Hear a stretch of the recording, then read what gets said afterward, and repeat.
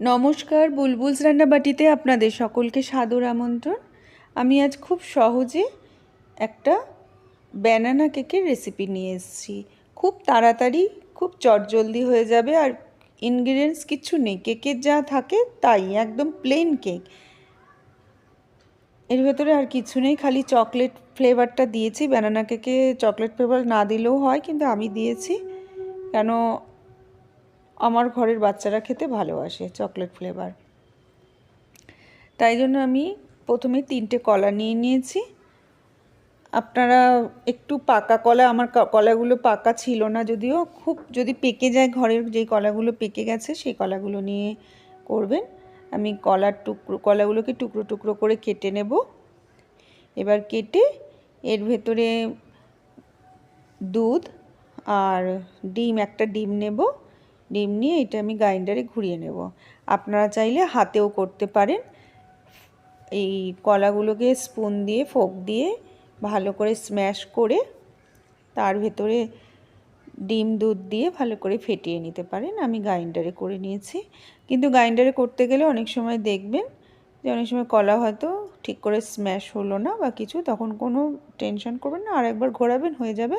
আর যদি চান কলার চাংসগুলো থাকুক তাহলে রেখে দেবেন।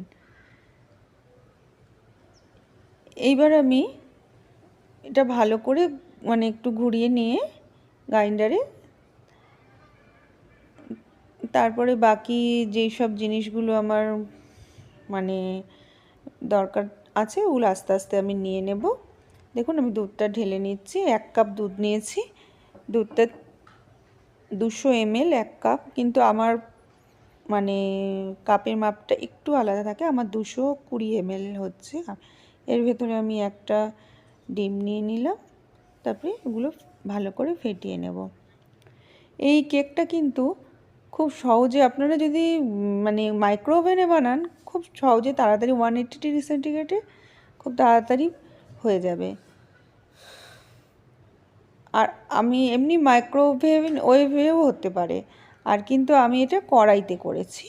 কড়াইতে করলে একটু টাইম বেশি নেবে, আপনাদের 40 মিনিট মতন টাইম লেগে যাবে। আবার গ্যাস, একটা গ্যাস এক এক ধরনের, তো আমার গ্যাসের টেম্পারেচার কম বলে আমার টাইমটা খুব বেশি লেগেছিল। আমি 3 চামচ সাদা তেল নিয়ে নিয়েছি। তেলটা আপনারা কিন্তু গ্রাইন্ডারে যখন কলাটা ম্যাশ করলেন তখন দিতে পারতেন, কিন্তু আমি দিইনি, আমি ভুলে গেছি বলে তেলটা দিইনি। এই যে পরে দিয়ে আমি এটা একটু ঘুরিয়ে নিলাম। আর চিনি নিয়ে নিলাম 1/4 কাপ।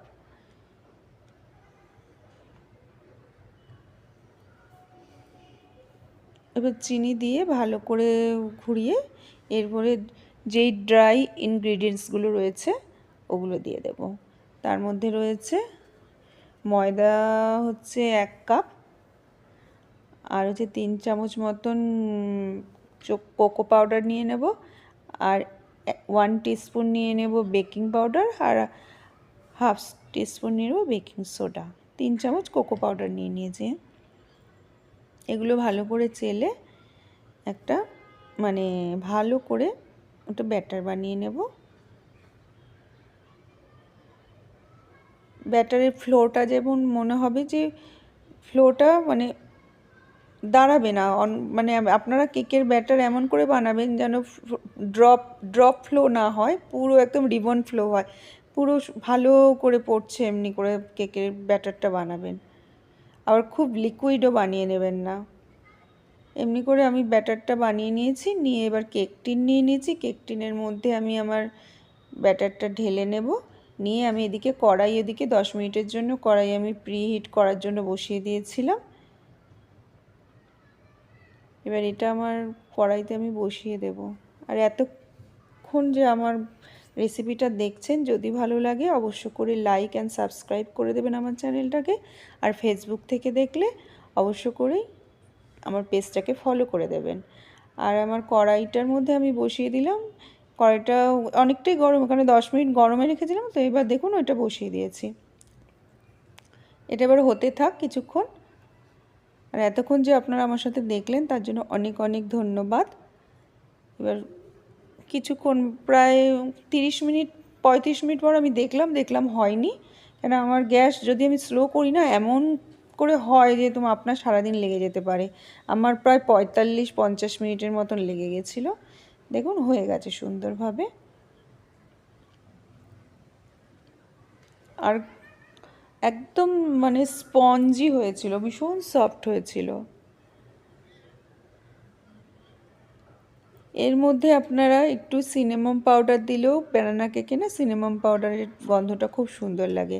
একটু আপনারা সিনামন পাউডার দিয়ে দেবেন, ব্যানানার গন্ধটা অত বেরোবে না। এবার আমি এই কেকটা সার্ভ করার জন্য রেডি হয়ে গেছে। আমি কিছুক্ষণ ফ্রিজে রেখে দিয়েছিলাম কেকটাকে। এবার ফ্রিজ থেকে বের করে কেক দেখুন কত সফট হয়েছে, প্রচণ্ড সফট হয়েছিল। থ্যাংক ইউ আমার সাথে থাকার